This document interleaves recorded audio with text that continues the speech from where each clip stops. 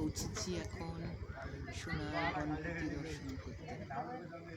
এই সবে দুর্গার ফাটায় নেমে ওখান থেকে 2 কিলোমিটার সমুদ্রের পার, আবার এখান থেকে অনেক দূর। যাদের থাকতে পারবে, বেড়াতে এসছে সমুদ্রের পাড়ে, তারা সমুদ্রের পাড়ের দিকে হোটেল নেবে।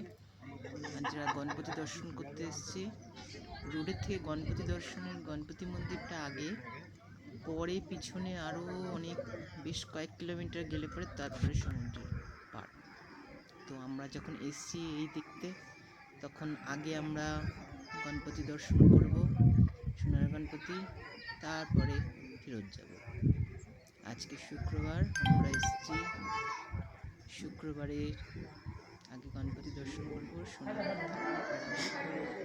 রবিবার ফেরত চলে যাব। আমাদের 3 দিনের ট্রিপ। এই দেখো এরা বানিয়েছে এই মন্দিরটা বানিয়েছে। মন্দিরটার অনেক কাহিনী আছে।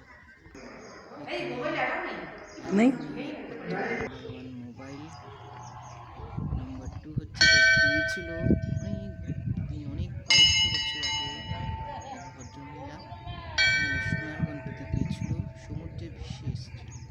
হয়তো কোনো যারা কিডন্যাপ করে, কি বলে, জলদস্যু, তাদের জাহাজ থেকে এসছে বা পাচার হচ্ছিল আমাদের দেশ থেকে অন্য দেশে, সেটা জাহাজ ডুবি হয়ে গেছিল। সেই জাহাজের থেকে সোনার গণপতিটা কোনোরকমে হয়তো ভাসতে ভাসতে সমুদ্রের পাড়ে চলে এসেছিল। সেই যে ভদ্রমহিলা পেয়েছিল পাড়ের থেকে, তার বাড়িটার পাশেই আছে। গণপতি দর্শন হয়ে গেছে। এবারে আমরা সমুদ্রের পাড়ের দিকে ধীরে ধীরে যাব, হোটেল খুঁজবো। ওখানে হোটেল খুঁজে তারপরে রাত্রে থাকবো। তার আগে অবশ্য একবার সন্ধ্যাবেলায় যাব দেখতে সমুদ্রটা কোথায়, একটু জলে পা ভিজিয়ে তারপরে শান্তি। এটা হচ্ছে সমুদ্রের পাড়ের দিকে যেতেই মন্দিরগুলো। এটা বিষ্ণু আছে, নারায়ণের আছে, এক একটা সব এখানে পুরো বংশ পরস্পরে সব ঠাকুর আছে। বিষ্ণু আছে, নারায়ণ আছে, শিব আছে, গণপতি আছে। এখানটায় অনেক বড় মন্দির, অনেক পুরনো, বেশ কয়েকশো বছর আগেকার মন্দির এগুলো। এরা এখনো গভর্নমেন্ট এখানে বেশি পয়সা খরচা করে না, টুরিস্ট কম আসে তো। এই দেখো রূপনারায়ণ মন্দির, মানে এটা নারায়ণের মন্দির।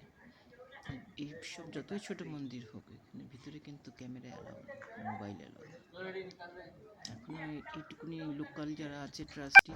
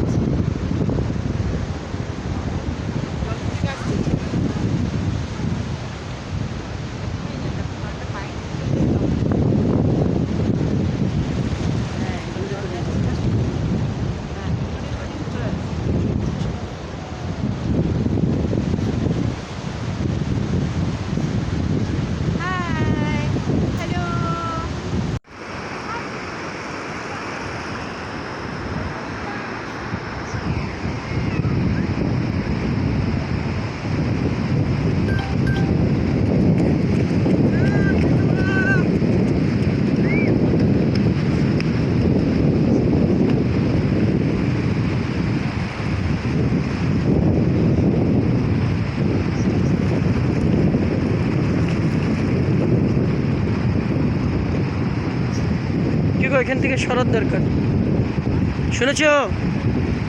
এরা টাইট।